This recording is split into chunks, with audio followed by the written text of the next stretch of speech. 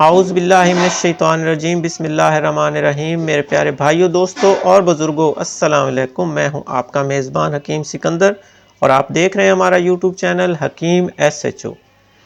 मेरे भाइयों, मेरे आज के नुस्खे का टॉपिक है पेशाब का बेइरादा निकल जाना।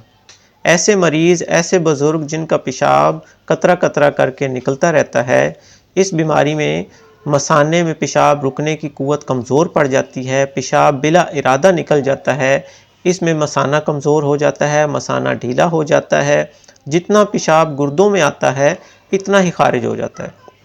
मरीज़ को ऐसा लगता है कि कपड़े भीग रहे हैं। तो ऐसे मरीज़ों के लिए मेरे भाइयों ये नुस्खा एक ज़िंदगी है उनके लिए, एक ख़ास नुस्खा है। चलते हैं अपने नुस्खे की तरफ।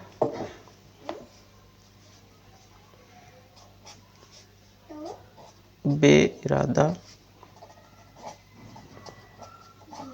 पेशाब का निकल जाना।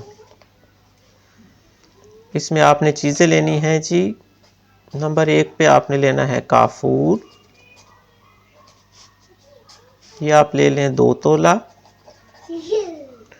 नंबर 2 पे आप ले लें जी तबाशीर नुकरा,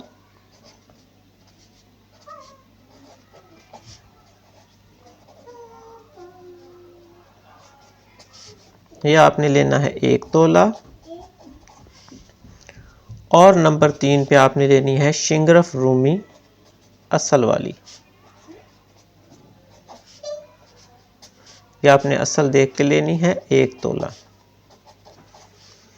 बस जी, हमारे इस नुस्खे में ये आम सी 3 चीज़ें हैं। इनको आपने बारीक मिसले पाउडर करना है, बारीक पाउडर बना लें और पानी की मदद से नखूदी गोलियां तैयार कर लें।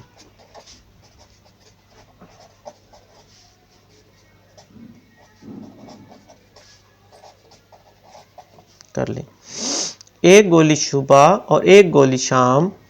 इंशाअल्लाह 15 दिन के इस्तेमाल से आपका मसाना इस तरह मजबूत हो जाएगा कि आपको किसी किस्म की कोई शिकायत नहीं रहेगी। सुबह शाम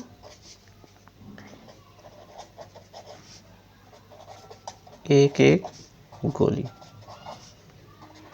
हमरा पानी।